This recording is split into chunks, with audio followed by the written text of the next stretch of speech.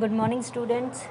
मैं आपकी EVS ma'am और हम ईवीएस का जो चैप्टर पढ़ रहे हैं वो है 5th चैप्टर बायोडाइवर्सिटी मैनेजमेंट और उसका आज हम 5.5 पढ़ेंगे। वो है बायोडाइवर्सिटी कंजर्वेशन।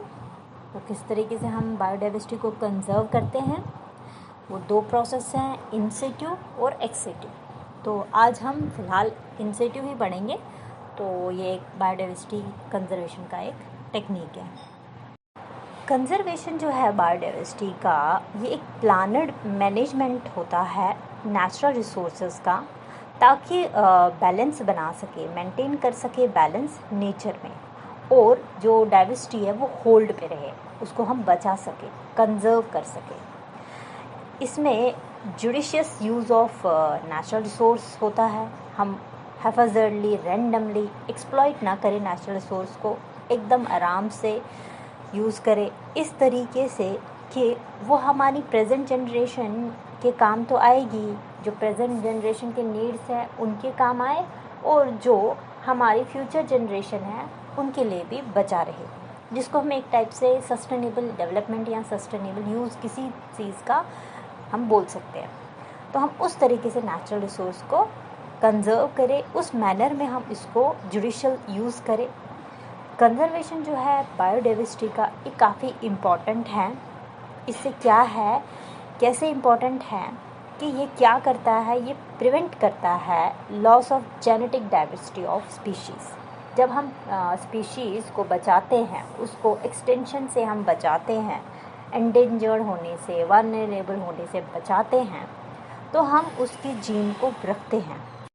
तो जो जीन्स हैं ये प्रोटेक्ट रहते हैं, कोई भी जेनेटिक लॉस नहीं होता है, जेनेटिक डाइवर्सिटी को हम प्रिवेंट करते हैं। सेकेंड वन क्या करते हैं कि हम स्पीशीज़ को सेव करते हैं एक्सटेंशन होने से, ठीक है, वो ख़त्म ना हो जाए, उससे हम उसको बचा सकते हैं अगर हम बायोडाइवर्सिटी को कंजर्व करते हैं। थर्ड वन ये है कि हम प्रोटेक्ट करते हैं कोई भी डैमेज या डिग्रेडेशन जो इकोसिस्टम का हो, उसको भी हम बचाते हैं। इकोसिस्टम को कोई नुकसान ना पहुँचे, वो भी बचा रहे, तो वो तब होगा जब हम बायोडाइवर्सिटी को बचाएंगे। इसी में तो सब कुछ है। तो इस तरीके से ये इम्पॉर्टेंट है कंजर्वेशन बायोडाइवर्सिटी का करना, क्योंकि हम ये चीज़ें इसके थ्रू करवा सकते हैं। ऑब्जेक्टिव्स जो हैं कंजर्वेशन ऑफ बायोडाइवर्सिटी के, उसके 3 मेन ऑब्जेक्टिव्स हैं। पहला कि हम क्या कर सकते हैं कि एसेंशियल इकोलॉजिकल प्रोसेस और लाइफ सपोर्ट सिस्टम को हम मेंटेन करके रख सकते हैं। हर बायोडाइवर्सिटी जब मेंटेन होगी, यही होगी, एक्सटेंट नहीं हो जाएगी, एक दूसरे के काम आएगी, तो उससे क्या होता है, लाइफ सपोर्ट सिस्टम बचा रहता है, इकोलॉजिकल प्रोसेस भी आराम से होते रहते हैं, ठीक है।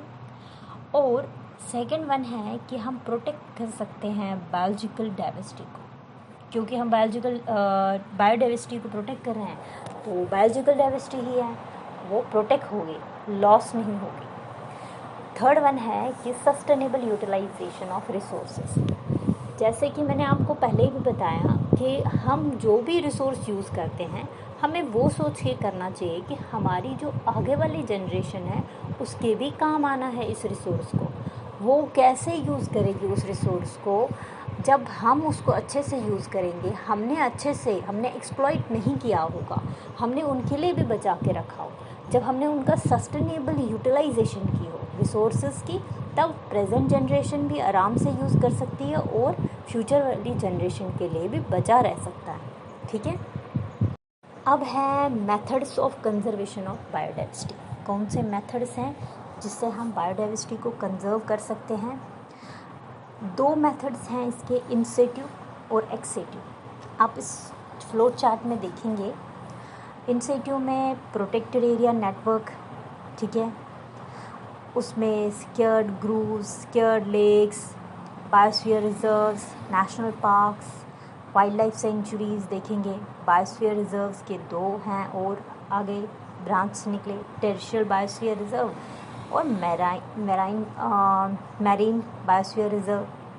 इसी तरीके से एक्सेटिव जो है सिक्योर्ड plants, home gardens, seed banks, field gene banks, crypto preservation,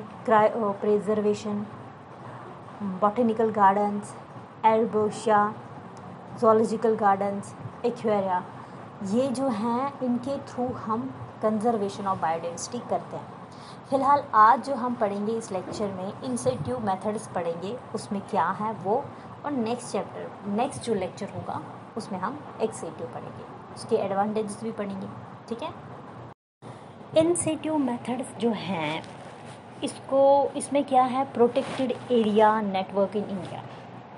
they are ecologically and biogeographically areas जहाँ पे biological diversity along with nature जो भी हैं, नेचुरल जो भी हैं, और उस एरिया का जो कल्चरल रिसोर्स हैं उनको प्रोटेक्ट किया जाता है। ठीक है, वो एरिया, वो इकोलॉजिकल, वो बायोजियोग्राफिकल एरिया जहाँ पे बायोलॉजिकल डाइवर्सिटी उनके नेचुरल और कल्चरल रिसोर्सेज के साथ प्रोटेक्ट किया जाता है, मेंटेन किया जाता है और मैनेज किया जाता है थ्रू लीगल कुछ लॉज बनाए जाते हैं या कुछ और भी इफ़ेक्टिव मेजर्स जो उस एरिया को प्रोटेक्ट करके रखे, उधर की जो बायोडाइवर्सिटी है उसको प्रोटेक्ट करके रखे। ठीक है, अब हम अगर इंडिया में देखेंगे, यहाँ पे 4 कैटेगरीज हैं प्रोटेक्टेड एरियाज़ की। ठीक है, जो हम आगे अभी पढ़ने वाले हैं, कौन कौन सी प्रोटेक्टेड एरियाज़ हैं, उनकी क्या कैटेगरी है, जहाँ पे नेचुरल और कल्चरल रिसोर्सेज को प्रोटेक्ट किया जाएगा, मेंटेन किया जाएगा और मैनेज किया जाएगा थ्रू लीगल लॉज होगा। ठीक है, तो या कोई भी इफ़ेक्टिव मेजर्स के थ्रू प्रोटेक्ट किया जाएगा। अब जो पहला प्रोटेक्टेड एरिया है इन सिटू मेथड का प्रोटेक्टेड एरिया नेटवर्क जो इंडिया में है, सबसे पहला आता है national parks. It is uninhabited by humans and no rights are allowed. यहाँ पे ह्यूमंस नहीं होते हैं और उनका कुछ भी दखल यहाँ नहीं होता है। हम दूसरे तरीके से समझेंगे तो नेशनल पार्क एक ऐसा एरिया है जो स्ट्रिक्टली रिजर्व किया गया है for the betterment of wild life. ठीक है, जहाँ पे एक्टिविटीज़ जैसे कि फॉरेस्ट्री, मतलब हम जो फॉरेस्ट से पेड़ पौधे काटते हैं, मेडिसिनल प्लांट्स काटते हैं, ये सारी चीज़ें नहीं कर सकते इस नेशनल पार्क में। ग्रेजिंग नहीं की जा सकती है, कल्टीवेशन नहीं की जा सकती है। यहाँ पे सिर्फ स्ट्रिक्टली ये रिज़र्व होता है वाइल्ड लाइफ के प्रोटेक्शन के लिए, बेटरमेंट के लिए। ठीक है, और ये सारी ह्यूमन एक्टिविटीज़ हो, ये सारी चीज़ें यहाँ अलाउड नहीं होती हैं, परमिटेड नहीं होती हैं। इन पार्ट्स में प्राइवेट ऑनरशिप राइट्स भी अलाउड नहीं है। कोई भी यहाँ पे अपना कुछ काम करना चाहे, मतलब अगर वो पेड़ भी लगाता है और यहाँ से पेड़ काटता भी है, वैसे टाइप की एक्टिविटीज़ भी नहीं कर सकता है, कुछ भी यहाँ पे अलाउड नहीं होता है। इस बुक के अकॉर्डिंग जो इनका डाटा है वो लगभग 103 नेशनल पार्क्स जो हैं वो इंडिया में हैं, बट अगर हम नेट पे देखेंगे तो 104 दिखाता है। तो 103 इस बुक के हिसाब से हैं, जिसका एरिया लगभग 40,500 किलोमीटर स्क्वायर में है वो। ठीक है, इसका मतलब 1.23% जो इंडिया का टोटल सरफेस एरिया है उसमें नेशनल पार्क्स हैं, ये 103। ठीक है, इस बुक के अकॉर्डिंग टोटल ऑफ लगभग जो 166 नेशनल पार्क्स हैं इनको ऑथराइज़ किया गया है। अभी ये पूरी तरह नहीं बने हैं, प्लान्स जो हैं वो बने हैं ताकि कुछ जो बाकी शेड्यूल्ड पार्क्स हैं उनको भी नेशनल पार्क दिया जाए, उधर पे भी बायोडाइवर्सिटी को कंजर्व करने के लिए उधर भी उनकी बेटरमेंट के लिए रिज़र्व किया जाए वाइल्ड लाइफ में। इसमें एनिमल्स आएंगे, प्लांट्स आएंगे, हर एक ऐसे जिनको कल को ख़तरा हो सकता है, नेशनल पार्क में उनको रिज़र्व रखा जाएगा बेटरमेंट के लिए। वहाँ पे कोई भी ह्यूमन एक्टिविटी हो या कुछ भी प्राइवेट ऑनरशिप का कोई भी काम हो वहाँ अलाउड नहीं होता है। ठीक है, तो ये होते हैं नेशनल पार्क्स। अब आप इस टेबल में देखेंगे कुछ इम्पोर्टेंट नेशनल पार्क्स इंडिया में हैं। आप देखिए नेशनल पार्क्स जो हैं स्टेट भी देखेंगे और इम्पोर्टेंट वाइल्ड लाइफ, वहाँ कौन कौन सी वाइल्ड लाइफ जो है प्रोटेक्ट हो रही है वहाँ पे इन नेशनल पार्क्स में। तो सबसे पहले आप काजीरंगा देखेंगे जो असम में पाई जाती है और यहाँ पे 1 हॉर्नड राइनो जो है वो प्रोटेक्ट किया जाता है उसको। ठीक है, गिर नेशनल पार्क जो गुजरात में है, यहाँ पे इंडियन लायन जो होते हैं यहीं पे प्रोटेक्ट किए जाते हैं। थर्ड वन इज़ दाशी गाम जो जम्मू कश्मीर में है, तो यहाँ हांगुल है जिसको प्रोटेक्ट किया जाता है। इसी तरीके से बांडीपुर जो कर्नाटका में है, यहाँ एलिफेंट जो है इम्पोर्टेंट वाइल्ड लाइफ है। परियार केरला में है, एलिफेंट यहाँ वो टाइगर यहाँ प्रोटेक्ट किए जाते हैं। कन्हा एमपी में है, यहाँ पे टाइगर को हमेशा आपने जो स्लोगन देखा है सेव टाइगर्स, ठीक है। कॉर्बेट उत्तराखंड, टाइगर यहाँ पे भी। दुधवा यूपी में है, यहाँ पे भी टाइगर वाइल्ड लाइफ है इम्पोर्टेंट। रणथंभौर राजस्थान में है, यहाँ पे भी टाइगर इम्पोर्टेंट वाइल्ड लाइफ है।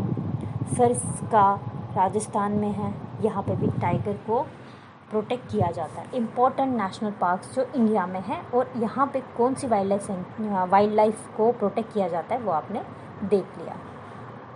इसके बाद सेकंड है जो प्रोटेक्टेड एरिया नेटवर्क इंडिया में है वो है wild life centuries. Wild life sanctuary एक प्रोटेक्टेड एरिया होता है जो रिजर्व्ड होता है for the conservation of only animals की कंजर्वेशन के लिए, और कुछ एक्टिविटीज़ ह्यूमन की यहाँ अलाउड होती है, जैसे कि टिम्बर निकालना, harvesting of timber, collection of minor forest products, कुछ भी जैसे मेडिसिनल प्लांट्स हैं, ये सारी प्राइवेट ओनरशिप राइट्स जो हैं वो अलाउड हैं यहाँ पे। कुछ यहाँ पे एक्टिविटीज़ कर सकते हैं, यहाँ पे कोई अपना ओनरशिप यहाँ पे रख सकता है, एज लॉन्ग एज जब तक वो इंटरफेयर ना करे well being of animals. Animal को कोई नुकसान नहीं पहुँचना चाहिए। यहाँ पे एनिमल्स की ही सिर्फ प्रोटेक्शन होती है इस वाइल्ड लाइफ सेंचुरी में।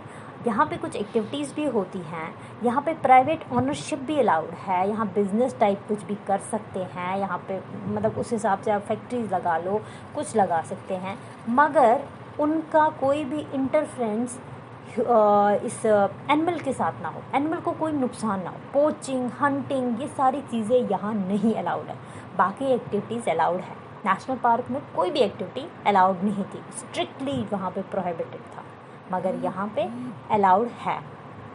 वाइल्ड लाइफ सेंचुरी जो है इसमें क्या है कि बर्ड्स जो हैं वो भी यहाँ पे लार्ज प्रेजेंस है, एनिमल्स और यहाँ बर्ड्स की इन रीजन्स में होती है।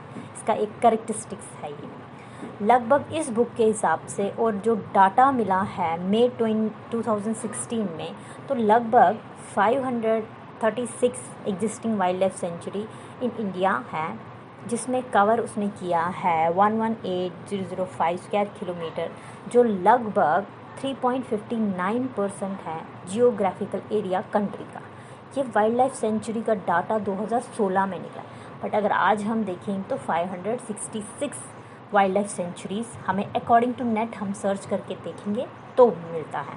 पर ये वाला डाटा जो बुक में है, ये डाटाबेस जो निकला था मई 2016 उस हिसाब से है ये, ठीक है। अब इस टेबल में कुछ इम्पॉर्टेंट वाइल्ड लाइफ सेंचुरीज़ जो इंडिया में हैं वो है, आप देखिए, घाना बर्ड सेंचुरी जो राजस्थान में है, और यहाँ का मेजर वाइल्ड लाइफ जो है 300 स्पीशीज़ यहाँ बर्ड्स के पाए जाते हैं, को प्रोटेक्शन दिया जाता है।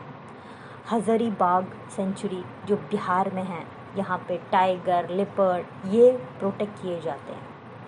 सुल्तानपुर बर्ड सेंचुरी जो हरियाणा में है, यहाँ पे माइग्रेटरी बर्ड्स जो हैं, जो एक जगह से दूसरी जगह सिर्फ माइग्रेट करते रहते हैं, यहाँ उनको प्रोटेक्ट किया जाता है। नल सरोवर बर्ड सेंचुरी जो गुजरात में है, वाटर बर्ड्स यहाँ प्रोटेक्ट होते हैं। अबोहर वाइल्ड लाइफ सेंचुरी जो पंजाब में है, यहाँ ब्लैक बक जो हैं वो प्रोटेक्ट किया जाता है। मुदा मलाई वाइल्ड लाइफ सेंचुरी तमिलनाडु में है, यहाँ पे टाइगर है, एलिफेंट, लेपर्ड ये प्रोटेक्ट किए जाते हैं। विधानथलगल बर्ड सेंचुरी जो तमिलनाडु में पाया जाता है, यहाँ पे वाटर बर्ड्स जो हैं वो प्रोटेक्ट किए जाते हैं। मेजर वाइल्ड लाइफ यहाँ पे वही है। Jaldapara wild life sanctuary West Bengal अगर आप देखेंगे, यहाँ पे राइनासोर्स, एलिफेंट, टाइगर ये मेजर वाइल्ड लाइफ सेंचुरी इधर पे पाए जाएंगे। पर्टिकुलरली इसी वाइल्ड लाइफ सेंचुरी का जो स्पेसिफिक वाइल्ड लाइफ है यहाँ पे वो है, ठीक है।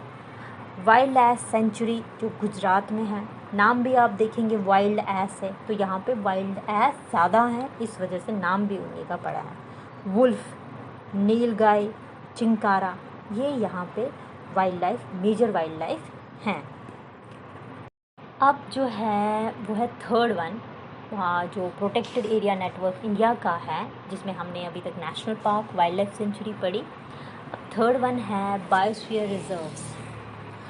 जो कंसेप्ट ऑफ बायोस्फीयर रिजर्व है ये इवॉल्व की गई है बाय यूनेस्को, ठीक है, man and biosphere programme MABP, ठीक है। जो ये यूनेस्को है इसका फुल फॉर्म है United Nations Educational, Scientific and Cultural Organisation. ये इन्हीं से रिलेटेड काम करती है, world peace, culture, scientific knowledge. इन्होंने ये कंसेप्ट दिया था बायोस्फीयर रिजर्व, वहाँ से ही ये इवॉल्व हुआ है, ठीक है। उसका एक प्रोग्राम था मैन एंड बायोस्फीयर प्रोग्राम, उन्हीं में ये कंसेप्ट इवॉल्व हुआ। बायोस्फीयर रिजर्व जो है ये एक स्पेसिफाइड एरिया है जिसमें उस लैंड का मल्टीपल यूज़ किया जाता है, वो परमिट होता है, ठीक है। मतलब लैंड को हम डिवाइड करते हैं अलग अलग कुछ जोन्स में, और अलग अलग जोन्स में कुछ कुछ एक्टिविटीज़ जो हैं वो ये अलाउड होती हैं और कुछ नहीं होती हैं। हर कोई जोन जो होता है इस बायोस्फीयर रिजर्व में, उसको स्पेसिफाइड किया जाता है किसी पर्टिकुलर एक्टिविटी के लिए। जोन जो होता है बायोस्फीयर रिजर्व का, वो 3 टाइप के जोन्स होते हैं, core zone, buffer zone, manipulation zone. अब जो कोर जोन है यहाँ कोई भी ह्यूमन एक्टिविटी अलाउड नहीं है। आप इस फिगर में भी देखिए, बीच में ये कोर जोन है, यहाँ सिर्फ प्रोटेक्शन होती है वाइल्ड लाइफ की, यहाँ कोई और एक्टिविटी, ह्यूमन एक्टिविटी अलाउड नहीं होती है, ठीक है। उसके बाद आप देख लीजिए ये है बफर जोन, यहाँ पे human activities to some extent limited में होती हैं, परमिट होती है यहाँ पे, ठीक है। उसके बाद है मैनिपुलेशन जोन, यहाँ पे काफ़ी ह्यूमन एक्टिविटीज़ मतलब कर सकते हैं, जैसे घर बना सकते हैं, समझ आई। यहाँ हम इस मैनिपुलेशन जोन को ट्रांजिशन जोन भी बोल सकते हैं, यहाँ पे हम कुछ कर सकते हैं। एक एरिया है उसको स्पेसिफाई किया गया, ये बायोस्फीयर रिजर्व है, उसके उधर जोन्स बनाए गए 1, 2, 3। कोर जोन जो बिल्कुल बीच का जोन है, वो प्रोटेक्शन के लिए है, उसमें कोई भी ह्यूमन एक्टिविटीज़ अलाउड नहीं है, कुछ भी अलाउड नहीं है, तो वो कोर जोन है। उसके बाद वाला एरिया बफर जोन है, उसमें थोड़ी बहुत लिमिटेड जो हैं, ज़्यादा नहीं, लिमिटेड एक्टिविटीज़ अलाउड है, ह्यूमन एक्टिविटीज़। उसके बाद थर्ड वन मैनिपुलेशन जोन, उसमें काफ़ी हद तक ह्यूमन एक्टिविटीज़ अलाउड हैं, जैसे आप ह्यूमन सेटलमेंट करते हैं, जब ह्यूमन सेटलमेंट होंगी, दुकानें होंगी, बाज़ार चलेगा, ये सारी एक्टिविटीज़ यहाँ अलाउड हैं। इस फिगर में भी आप देखेंगे तो यहाँ पे ये अलाउड हैं। आप देखेंगे जो टर्म बायोस्फीयर रिजर्व है ये डिनोट करता है एक एरिया जो set aside for the conservation of resource. Biosphere conservation, हम बायोस्फीयर रिसोर्सेज को हम कंजर्व करते हैं और इम्प्रूवमेंट करते हैं यहाँ पे मैन और एनवायरनमेंट के रिलेशनशिप को, क्योंकि यहाँ एक्टिविटीज़ अलाउड हैं बहुत सारी। तो यहाँ क्या करते हैं, एक तो हम नेचर को, बायोस्फीयर को कंजर्व भी करते हैं कोर जोन के थ्रू, और ह्यूमन का नेचर के साथ जो भी रिलेशनशिप है वो भी मेंटेन होता है थ्रू आवर मैनिपुलेशन जोन, जो बहुत हद तक वहाँ एक्टिविटीज़ अलाउड होती है, और कुछ जो है बफर जोन के थ्रू भी मेंटेन करते हैं। इनके थ्रू, ये 3 जोन्स के थ्रू अच्छा खासा कोर्डियल रिलेशनशिप मैन और एनवायरनमेंट का बना रहता है, ठीक है। ये सर्व करता है एक ऐसी साइट जो साइंटिफिक रिसर्च यहाँ हो सकती है, क्योंकि ह्यूमन जो है यहाँ रह सकते हैं, वो इस एनवायरनमेंट को पढ़ सकते हैं, इस बायोडाइवर्सिटी को पढ़ सकते हैं, इसमें जा सकते हैं, एक्टिविटीज़ अलाउड होती है। अगर रिसर्च पर्पज़ के लिए कोई चीज़ है वो यहाँ अलाउड होती है, एजुकेशन पर्पज़ के लिए ऑल ओवर वर्ल्ड आप बायोस्फीयर रिजर्व में आप जाके पढ़ सकते हैं, ठीक है।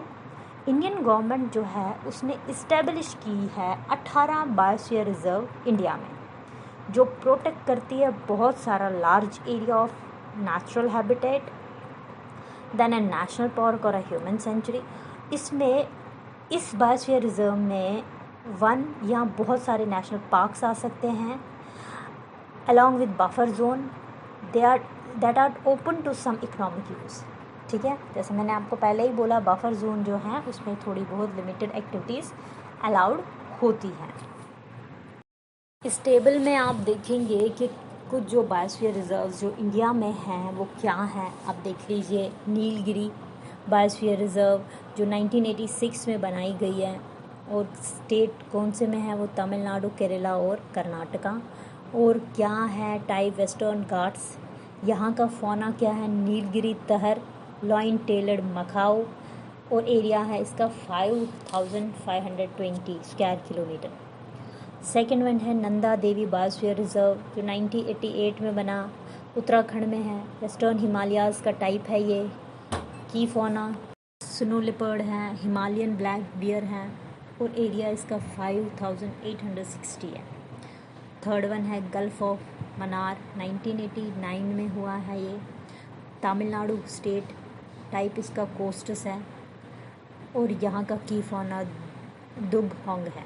जो भी आपको होगा ना ऐसा जो आपको पता नहीं है, उसको आप सर्च करके इंटरनेट से उसकी फिगर देख के बता सकते हैं कि कौन सा है ये जानवर। और इसका एरिया कितना है, 10,500। फोर्थ वन है नॉक रेक, 1988 में मेघालय में है, ईस्ट हिमालयाज़। रेड पांडा यहाँ का की फौना है, 47.48 स्क्वायर किलोमीटर का एरिया है। फिफ्थ वन है सुंदरबंस, 1989 में बना है, और स्टेट इसका वेस्ट बंगाल है, टाइप इसका गैंगटिक डेल्टा है, यहाँ का की फौना रॉयल बंगाल टाइगर है। ठीक है, तो 96.30 स्क्वायर किलोमीटर पे ये इसका एरिया है। सिक्स्थ है मनास जो असम में है, ईस्ट हिमालयाज़ टाइप है उसका। यहाँ का जो फौना है Asiatic elephant, tiger, Assam roofed, turtle, hispid, hare, golden langur, pig, hog. 2837 जो है स्क्वायर मीटर इसका किलोमीटर जो है इसका एरिया है। सेवन्थ वन है सिमलिपाल, 1994 में बना है, उड़ीसा में है, डेक्कन पेनिनसुला टाइप है इसका। और यहाँ का जो फौना है gaur, royal Bengal tiger, Asian elephant, 4374 area में है ये।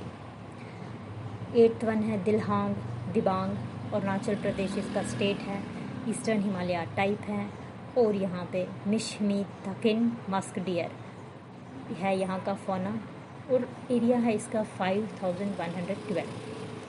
उसके बाद है नाइन्थ पचमारी बायोस्फीयर रिज़र्व, मध्य प्रदेश में है, सेमी एरिड टाइप है, स्क्वैरल, जाइंट स्क्वैरल, फ्लाइंग स्क्वैरल यहाँ का फौना है, और इसका 4981.72 स्क्वायर किलोमीटर में इसका एरिया है। टेंथ है इसका अमरकंटक बायोस्फीयर रिज़र्व, 2005 में है, मध्य प्रदेश छत्तीसगढ़ में ये पाया जाता है, और मेघकला हिल्स में का टाइप है ये। 4 horned antelope, Indian wild dog, sarus crane, white rumped vulture, फिलाटस, स्केर्ड ग्रू, बुश फॉग, ये यहाँ का फौना है। 3835 यहाँ एरिया स्क्वायर किलोमीटर है। 11th है ग्रेट रन ऑफ कच्छ, 2008 में बना है, तो कच्छ जो है वो गुजरात में ही होता है, तो इसका जो टाइप है वो डेजर्ट है। इंडियन वाइल्ड आस यहाँ का फौना है। 12,454 एरिया स्क्वायर किलोमीटर में ये पाया जाता है। उसके बाद 12th है गोल्ड डेजर्ट, 2009 में बना है, हिमाचल प्रदेश में, और वेस्टर्न कोल्ड डेजर्ट शहर, हाँ कोल्ड डेजर्ट है ये, वेस्टर्न हिमालयाज़ में इसका टाइप है, और यहाँ पे स्नो लेपर्ड पाया जाता है। एरिया इसका है 7770। 13th वन है खांगा चिंडजोंगा, 2000 में है बना, सिक्किम स्टेट में है ये, और हिमालयन ईस्ट हिमालयाज़ टाइप है इसका। यहाँ पे भी स्नो लिपर्ड और रेड पांडा जो है की फौना है इधर का। 2620 किलोमीटर के हिसाब से ये एरिया है इसका। 14th है अगस्थया मलिया, बायोस्फीयर रिजर्व जो 2001 में बना है। केरला तमिलनाडु स्टेट में है ये। वेस्टर्न घाट्स इसका टाइप है। नीलगिरी तह और एलिफेंट यहाँ का की फौना है। 3500 जो है इसका स्क्वायर किलोमीटर। 15th है ग्रेट निकोबार, 1989 में बना है। अंडमान एंड निकोबार आइलैंड्स में है ये। आइलैंड इसका टाइप है। साल्ट वाटर क्रोकोडाइल यहाँ पाए जाते हैं। 885 इसका स्क्वायर किलोमीटर है। 16 है दिब्रू सेल खोवा जो असम में है। 1997 में ये बना है। ईस्ट हिमालयन इसका टाइप है। और white winged wood duck, water buffalo, black breasted parrot bill tiger, capped langur यहाँ का की फौना है। 765 में एरिया में है ये। 7th है शीशा छलम हिल्स, आंध्र प्रदेश में है। 2010 में बना है ये। ईस्टर्न घाट्स है इसका टाइप। सिलेंडर लॉरिस जो है इसका की फौना और 4755 एरिया में है ये। 18th जो लास्ट है बायोस्फीयर रिजर्व पाना, 2011 में बना है। मध्य प्रदेश में है। Catchment area of Ken river इसका टाइप है। यहाँ का की फौना टाइगर, चीतल, चिंकारा, सांभर एंड स्लॉट बियर है। और 2998.98 इसका जो एरिया है वो दिया गया है। अब जो 4th वन है वो है कंजर्वेशन रिजर्व्स। ये भी एक प्रोटेक्टेड एरिया जो है नेटवर्क इंडिया में, उसका 4th वन। अभी हमने नेशनल पार्क जो है, वाइल्ड लाइफ सेंचुरी और बायोस्फीयर रिजर्व पढ़े। अब 4th वन है कंजर्वेशन रिजर्व्स, या हम इनको कम्युनिटी रिजर्व्स बोल सकते हैं। कंजर्वेशन रिजर्व या कम्युनिटी रिजर्व जो है इंडिया में, इनको टर्म किया जाता है denoting protected area of India, जो टिपिकली एक टाइप का बफर जोन मतलब होता है, या हम कनेक्टर्स बोलेंगे या माइग्रेशन कॉरिडोर्स बोलेंगे। तो अगर हम बफर जोन बोल रहे हैं मतलब इसमें लिमिटेड ह्यूमन एक्टिविटीज़ अलाउड होती हैं, ठीक है। और ये एक टाइप का कॉरिडोर, माइग्रेशन कॉरिडोर जो इस्टेब्लिश की जाती है national park, wild life sanctuary और रिजर्व के बीच में। और जो भी प्रोटेक्टेड फॉरेस्ट्स इंडिया हैं उनके बीच का ये एक एरिया होता है, एक कनेक्टर होता है। ये एरिया जो है एक कंजर्वेशन एरिया है, डिजिग्नेट किया गया है। अगर इसमें इनहैबिटेड है, ये अनइनहैबिटेड है, और अगर इसको कम्प्लीटली ऑनर्ड बाय गवर्नमेंट है, मगर इसको यूज़ किया जाता है फॉर बाय कम्युनिटीज़, जो वहाँ एरिया की रहने वाली कम्युनिटी होती है ना, वो इसको प्रोटेक्ट भी करती है और इससे फ़ायदा भी उठाती है इस कंजर्वेशन रिजर्व से। वो इसको हर इसकी जो बायोडाइवर्सिटी है वो उसको प्रोटेक्ट भी करती है, कम्युनिटी एरिया एज ए रखती है। और इसका पार्ट ऑफ लैंड जो होता है वो प्राइवेटली ऑनर्ड भी होता है।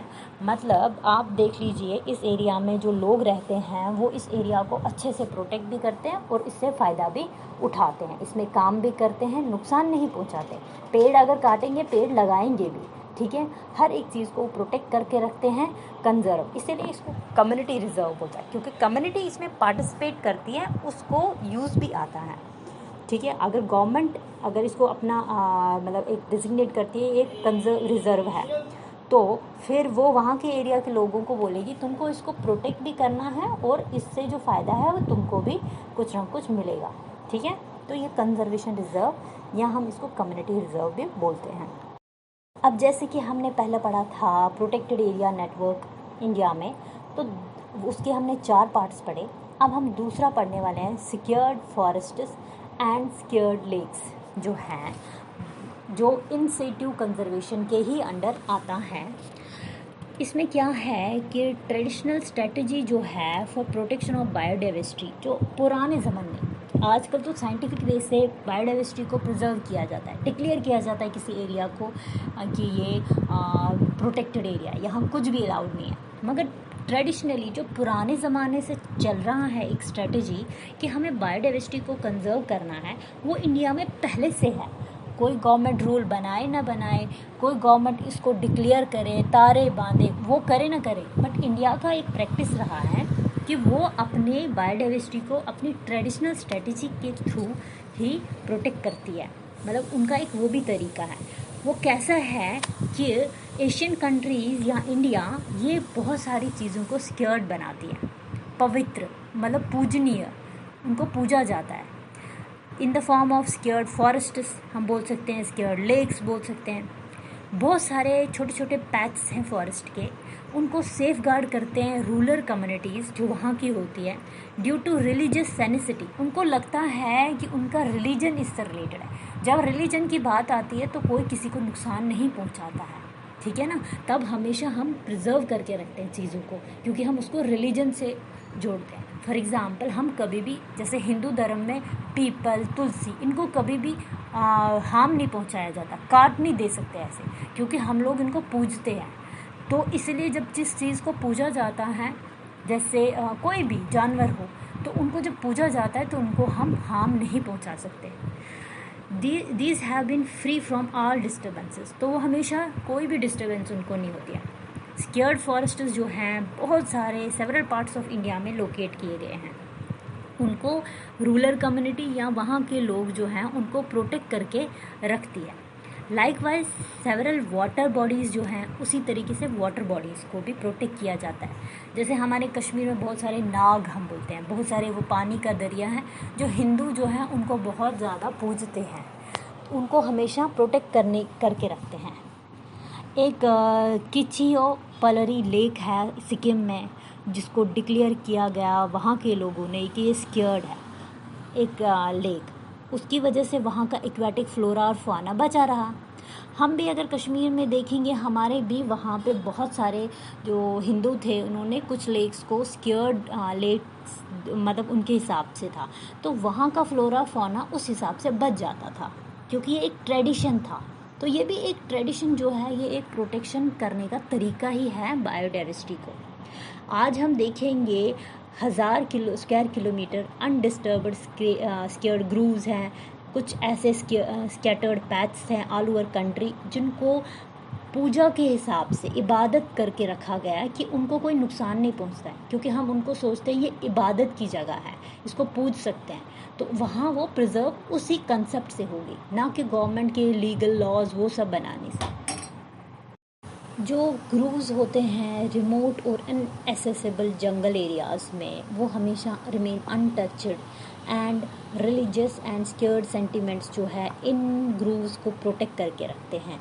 अर्बन एरियाज़ में they are protected by barbed wire fencing और हेड्स, वहाँ पे उस तरीके से प्रोटेक्ट किया जाता है। मगर रिमोट एरियाज़ में आप देखेंगे लोग उनको बोलते हैं ये हमारा पेड़ जो है, ये बरगद का पेड़ है, नीम का पेड़ है, या कोई भी ऐसी चीज़ें आप देखेंगे उनको धागे बांधे हुए थे। हिंदू कल्चर में उनको पूजते हैं, ठीक है। तो जब किसी चीज़ को पूजा जाता है तो हम उसको नुकसान नहीं पहुँचाते हैं। उस तरीके से भी बायोडाइवर्सिटी प्रिजर्व रहती है। आप देखेंगे बहुत सारे स्क्योर्ड लेक्स होते हैं जो लोगों ने लोकेट किए हैं, उनको वो पूजते हैं। कुछ जो है स्पिरिचुअलिटी हम उनकी तरफ दिखाते हैं। उसमें क्या होता है, जो वहाँ का एक्वेटिक फ्लोरा है, फौना है, वो प्रोटेक्ट रह जाता है। फॉर एग्ज़ाम्पल, अगर आप जम्मू में देखेंगे एक मानसर लेक है, वहाँ बहुत सारी मछलियाँ हैं, वहाँ पे वो प्रोटेक्ट रह रही है, क्योंकि वहाँ के लोग बहुत ज़्यादा उस पानी को पूजते हैं। इसी तरीके से कश्मीर में अगर आप साउथ कश्मीर जाएंगे अनंतनाग साइड से, वहाँ एक टेम्पल है मार्तन टेम्पल, जिसको हम मटन बोलते हैं कश्मीर में। इधर पे जो हैं, यहाँ पे लोग जो हिंदू लोग हैं उनके कुछ रिलीजियस प्रैक्टिसेस होते हैं। वो यहाँ पे नहाते हैं इस लेक में। उसमें बहुत सारी फ़िशेस भी है, गोल्डन फ़िश, बहुत सारी फ़िशेस हैं। उनको कोई नुकसान नहीं पहुँचाता है, क्योंकि उस लेक को पूजा जाता है। उसके इर्द गिर्द जो भी है उसको भी पूजा जाता है। वहाँ पे वो नहाते हैं, और जब भी कोई ऑस्पिशियस पीरियड होता है, कोई भी पवित्र दिन होता है, उसमें वहाँ पे डुबकी लगाई जाती है। वहाँ के चीज़ों को प्रोटेक्ट करके रखा जाता है। बहुत सारा साइंटिफिक और रिलीजियस रीज़न्स जो होते हैं इनको प्रोटेक्ट करने के। वाटर जो होता है इस लेक का, उसमें ऐसी कुछ क्लीनिंग प्रॉपर्टीज़ होती हैं, क्योंकि उनमें कुछ ऐसे मिनरल्स होते हैं कि अगर आप उसमें डिप करते हैं, बहुत सारी आपकी स्किन डिजीज़ेस दूर होती हैं। आपने बहुत सारी जगह सुना होगा उधर के पानी से नहाने से स्किन का प्रॉब्लम दूर हो गया, क्योंकि उसमें कुछ ऐसे मिनरल्स होते हैं। हम लोग उसको रिलीजियस तरीके से लेते हैं कि इसमें कुछ तो है, ऊपर वाले की देन है, इसमें आशीर्वाद है, वो है। उसमें कुछ ऐसे मिनरल्स होते हैं, वो आपकी स्किन डिजीज़, वो एक साइंटिफिक है, मगर लोग अपने रिलीजियस सेंटिमेंट के थ्रू पूछते ही हैं, मगर होता असल में साइंटिफिक तरीका ही है किसी चीज़ को ठीक करने का। तो वहाँ पे लोग जो हैं, इन लेक्स में कुछ क्लीजनिंग प्रॉपर्टीज़ होती हैं। जब ये लेक किसी के लिए फ़ायदेमंद होगा तो कोई नुकसान तो पहुँचाएगा ही नहीं इसमें, तो जो एक्वेटिक फ्लोरा एंड फौना वहाँ का कंजर्व हमेशा रहेगा। अब है advantages of in Situ conservation. अभी तक हमने सारा इन सिटू कंजर्वेशन के मेथड्स पढ़े, क्या क्या टेक्निक्स हैं। अब हम पढ़ते हैं इसके एडवांटेजेस क्या हैं। फ्लोरा और फौना जो रहते हैं नेचुरल हैबिटेट में, वो उनको कोई ह्यूमन इंटरफेरेंस नहीं होती है। जहाँ जहाँ अलाउड है वहीं तक अलाउड है, आगे इनको कोई नुकसान ना पहुँचे वो अलाउड ही नहीं होती है इन सिटू कंजर्वेशन वाली टेक्निक में। फ्लोरा और फौना एकदम से वो क्या रहते हैं, प्रोटेक्टेड रहते हैं without any human interference. Life cycle जो होता है ऑर्गेनिजम्स का और का जो उनका इवैल्यूएशन प्रोसेस होता है, वो एक तरह से नेचुरल वे से चलता है, क्योंकि पीछे उनको कोई ना थ्रेट होता है, अपने नेचुरल हैबिटेट में होते हैं, नेचर हैबिटेट में होते हैं, तो आराम से इवॉल्व करते रहते हैं, अच्छा सा लाइफ साइकिल उनका चलता है। थर्ड है इन सिटू कंजर्वेशन जो है वो प्रोवाइड करता है ग्रीन कवर और बहुत सारे बेनिफिट्स जो एनवायरनमेंट में होते हैं, क्योंकि नेचर है तो ग्रीनिश तो है ही, तो इन सिटू प्रोवाइड्स ग्रीन कवर देता है और उससे बहुत सारा एनवायरनमेंट बेनिफिट उधर के जो फ्लोरा एंड फौना है उसको मिलता है। काफ़ी एक्सपेंसिव भी नहीं होता है, लेस एक्सपेंसिव होता है और इजी टू मैनेज होता है। इंटरेस्ट जो होता है इंडिजिनस पीपल उनका भी प्रोटेक्टेड रहता है, जैसे बायोस्फीयर रिजर्व है, वहाँ जोन्स बनाए गए हैं, ह्यूमन एक्टिविटीज़ को अलाउड किया गया है। कंजर्वेशन रिजर्व में भी कम्युनिटीज़ जो होती हैं प्रोटेक्शन में और बेनिफिट उस एरिया से लेने में, एक्टिविटीज़ करने में होता है उनका। तो इंडिजिनस वहाँ के लोगों का जो इंटरेस्ट है, उनको अपना इंटरेस्ट भी प्रोटेक्टेड रहता है इस एरिया से। तो काफ़ी ज़्यादा इन सिटू कंजर्वेशन से हमको फ़ायदा ही मिलता है।